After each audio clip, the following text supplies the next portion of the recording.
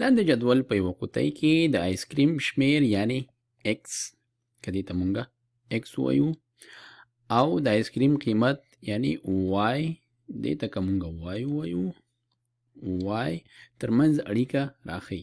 تاسو هغه معادله ولیکئ چې نوموړې اړیکه راښيي.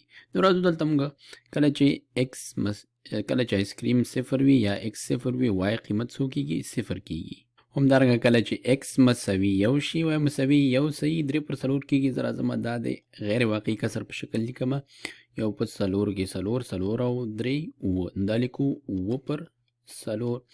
همدارنګه x چې 2 شي y مساوي 3 صحیح 1/2 کیږي. دا هم د غیر واقعي کسر په شکل لیکو. 2/3 کې 6 کیږي او 6 او 1 اووه.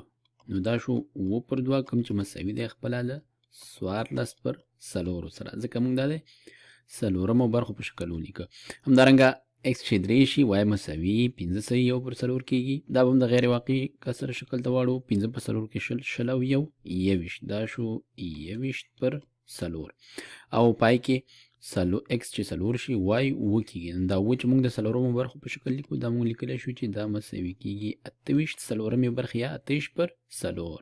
نو موږ وینو چې دلته د تناسب اړیکه شتون لري، ځکه د x او y نسبت چې دی دلته لیکمه چې y پر x د دې نسبت څو دی؟ د دې نسبت تل 2/4 دی.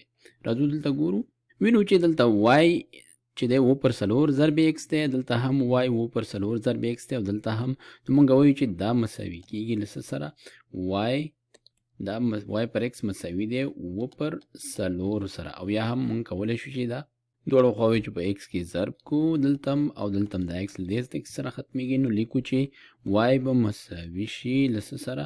2/4 ضرب x. کوم دلته مونږ خبره وکړه چې y دلته څه شی دی مونږ سره؟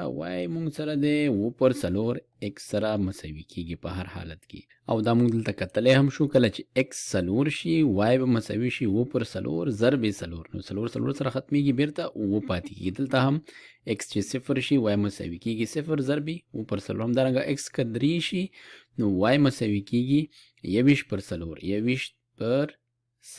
دلته به x په ځای 3 ولیکل شي نو 3 په 2 کې 21 شو، ځواب پاتې شو 21/4.